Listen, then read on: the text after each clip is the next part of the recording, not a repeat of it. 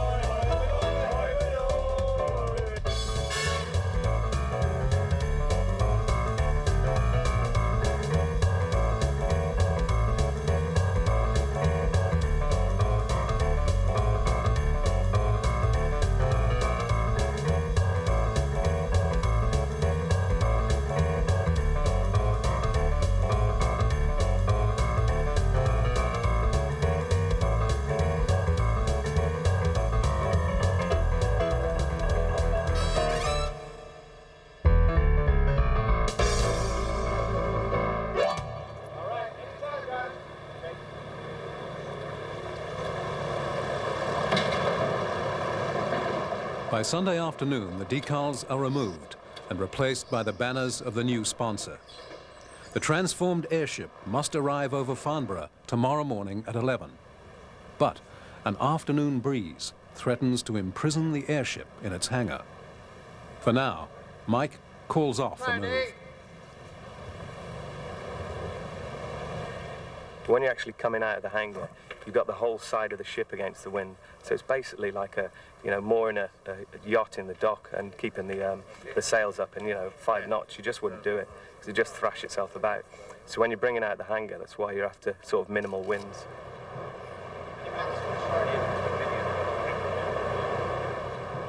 At 7:30, the breeze is still too strong. If the airship doesn't leave the hangar tonight, it will have only one last chance tomorrow morning. If Mother Nature refuses to cooperate in the morning, the airship will miss the Farnborough Air Show. Mike takes one last wind check and decides the breeze is still too strong.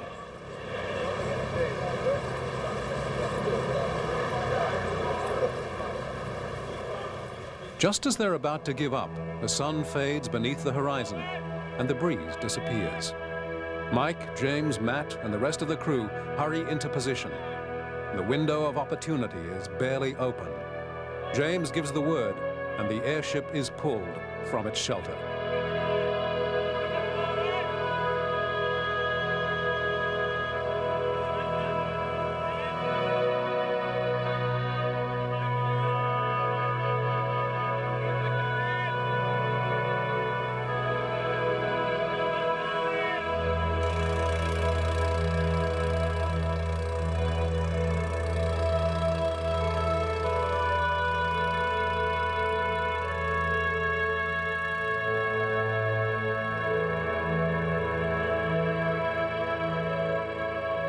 Finally, Mother Nature is cooperative. The evening breeze holds off, and the airship is moored safely on the mast. There's only one last step in this long and arduous journey to Farnborough in the morning. But for tonight, the entire airship crew can finally relax.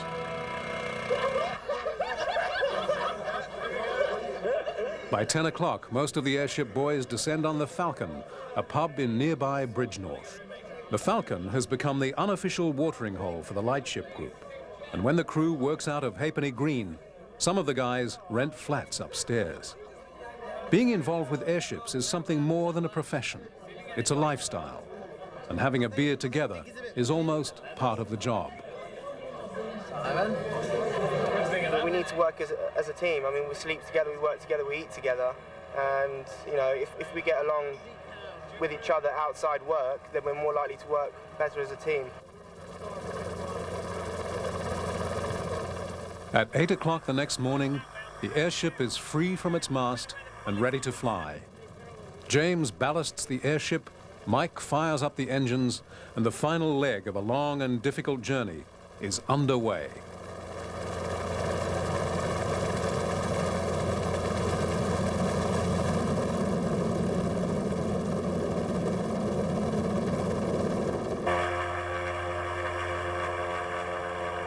The trip to Farnborough should take over 2 hours.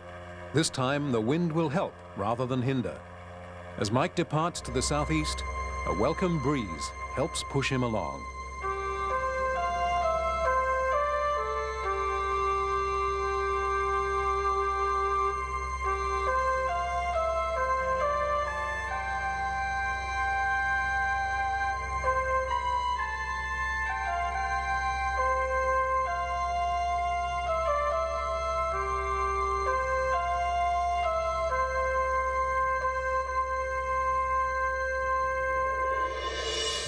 At 11 o'clock, Mike arrives over the Farnborough Air Show. 67 hours after leaving Hanover, Germany, the Airship team fulfills its commitment. The journey is over. As the crowds at Farnborough gaze skyward, they see a flying billboard bobbing gently beneath the clouds. What they do not see is the endless race against time that's just a day in the life for the crew of an airship. And I've been in it now for 10 years. I took it on initially, short term. I thought to myself, oh, this would be a good laugh for a little while, but I'm still here. I love it. It's a great way. I mean, particularly for single people, if they want to travel and they want to get out and go to places that you wouldn't normally see, that are off the beaten track. We end up in all the obscure places, doing obscure things. It's looked after 24 hours a day. It's a living creature. It's like our baby. You know, there's always somebody on site to look after it. You know, so there's somebody here, and it's our way of life. I'm glad that some people have been able to see an insight. You know, a lot of my friends that are in aviation think that my job is just getting into the front of this big balloon and flying it about. I mean, it's a lot more involved. Logistics and the push and the drive and the pressures that exist for getting this job done. I've often tried to compare and relate this job to any other job that's around, and all I can really compare it to is something like a crew member on a Formula One team, a roadie with big rock groups, pop bands setting up stages, because we are, to a degree, a carnival, whereby we move from place to place, we put on a show for people, we fly guests of the client at that particular time, they get off, they're very happy, everybody's happy, we finish the contract and we start another one.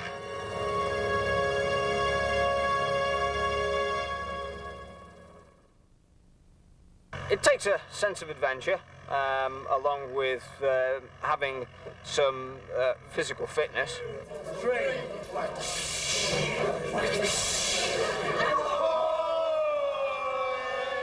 We've had people here from up Scotland, we've had Welsh people, we've had people from America. We call them helium heads. End up having to do a retake. A couple from London, some from the Midlands. We had a gentleman, Italian-born. There's a butcher. What else is there? On the whole, you'll find that the people, the crew members, are of a placid nature.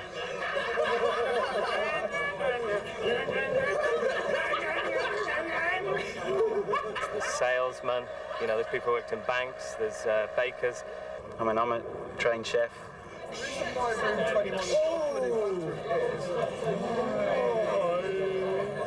Some of our lads do carry excess weight, which isn't a bad thing when we have windy days. You know, they'll be able to dig in on the ropes. You're a trained chef, does that mean you do any of the cooking on the road? No, I don't.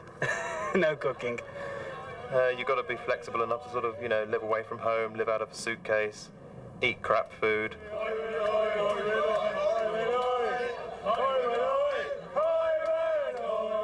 So we do have some barbecues. We had a barbecue when we were in Cambridge.